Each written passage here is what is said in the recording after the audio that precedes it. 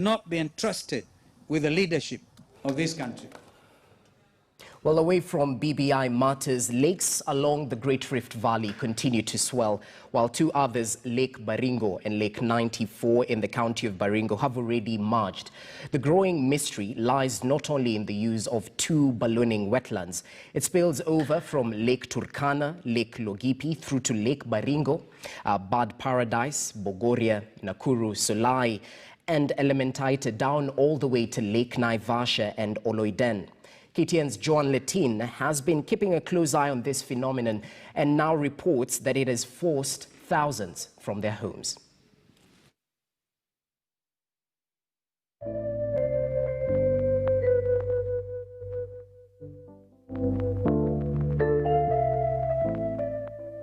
Mimi ni mzee wa Eldoret. 69-year-old Johanna Karatu is a distraught man. He was born and raised on the shores of Lake Bogoria in Baringo County. He decries the fast rise in the water levels, which has already displaced people, destroyed farms and infrastructure.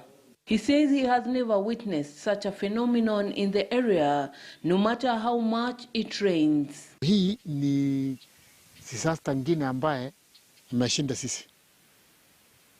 Tumeuliza wasee riga ya chuma, riga ya nyongi, ile ilikupado iko. Anasema samani atuchaona kitu kama hii. Lake Bogoria is a World Heritage Site known for its beautiful hot geysers. It is home to thousands of flamingos. Karatu believes the increase in the size of the lake is due to geothermal exploration activities in Nakuru and Baringo counties. Hii inatokana na vile nimechimbwa huko Rongai, huko chini, huko mbele karibu na Nakuru. Nimechimbwa, hii watu wa Chitamo ninachimba. Na wakati alichimba basi hii maneno ikatokea. Na tulisema mapema sana hiyo kitu sio mzuri. The lake's original size was 34 square kilometers, but it has now increased to an estimated 43 square kilometers. Lake Bogoria has submerged infrastructure here, amounting to over 100 million shillings. Millions of money in terms of infrastructure have sunk with these waters. Picnic sites or campsites, there are famous campsites like Fig Tree, which is actually globally known, but now, as we speak now, it's under the water. Almost 80% of the springs, which actually used to be main tourism attraction, most of them have been submerged. The lake is one of the main revenue earner of Baringo County, injecting between 80 and 100 million shillings revenue every year. But coupled with COVID-19 pandemic, the revenues have dropped by almost 90%.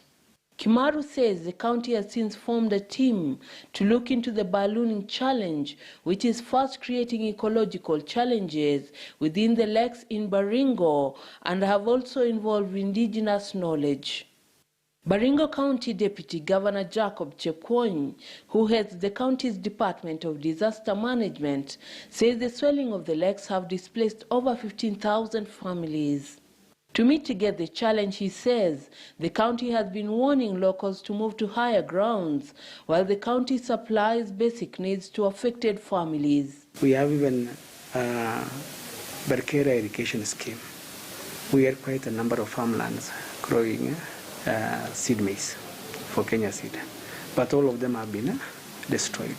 In 2010, Lake Baringo was 176 square kilometers wide. The latest estimates project that the lake has spread to cover 276 square kilometers to merge with Lake 94, a historical lake that formed as a result of heavy rains.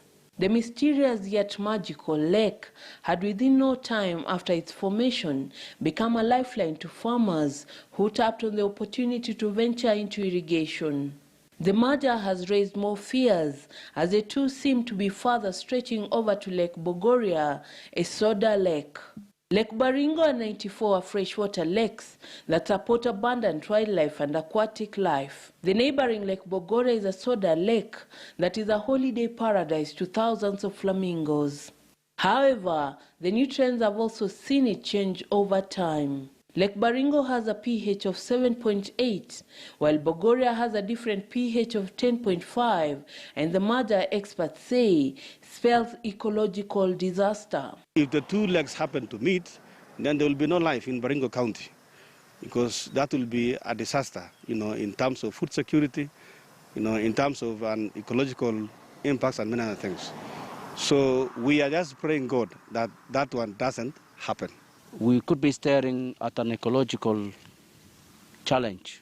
I won't call it a disaster because nature knows how to balance itself. It is estimated that the lakes are almost 5 kilometers apart at the moment. Between the lakes are swamps, said to be currently fully recharged.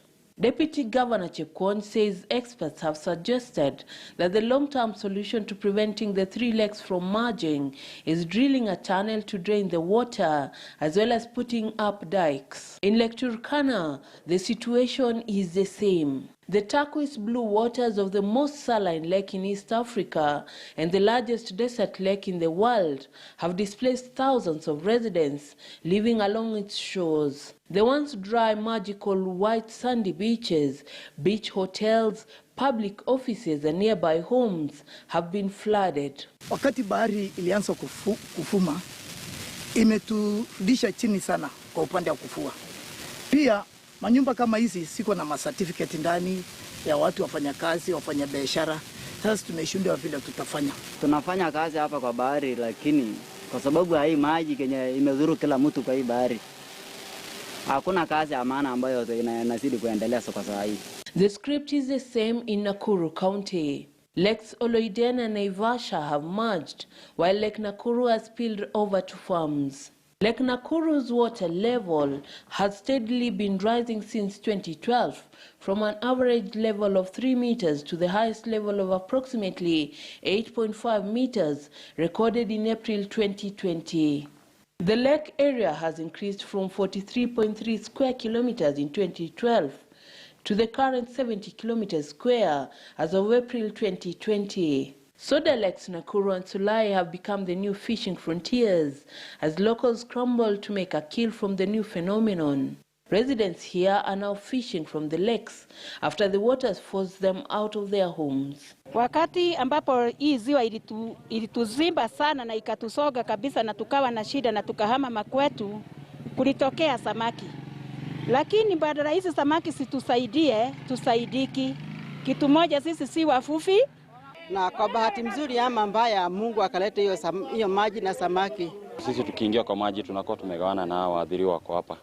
Tumeelewana. Kama tumeshika samaki tunagawana 30%. North Rift Tourism Coordinator William Kimonsop says that all the lakes from Lakes Turkana, Logipi, Baringo, Bogoria, Nakuru, Naivasha, Kamnaro, Oloiden and Sulai have all swelled. He says the phenomenon is affecting all lakes along the Rift Valley. The Rift Valley is a changing landscape, and definitely we need to get from the experts what is happening. Each day, the masses bulge, spilling and causing disruptions on power lines, submerging roads and schools, taking over health centers and irrigation schemes, and making shopping centers islands while swallowing others. For locals, sleeping giants are waking. For environmentalists, climate change is showing an ugly face. Joanne Letting at the shores of Lake Baringo in Baringo County.